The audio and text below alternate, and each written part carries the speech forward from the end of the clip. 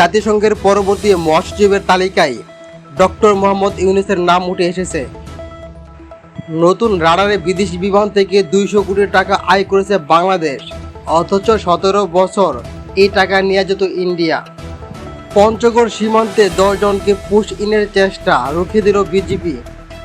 টাঙ্গুয়ার হাওরে ঘুরতে গিয়ে হাউস বুটের চলন্ত মেশিনের মধ্যে পড়ে শিশুকন্যা নিহত।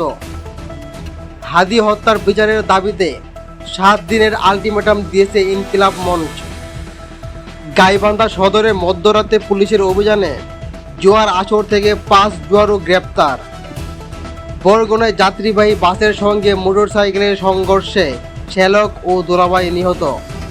নাটোরের ট্রেনে পাথর নিক্ষেপের অভিযোগে যুবক গ্রেপ্তার। অভিযুক্ত সুনিয়া বেগম নামে এক নারী পলাতক।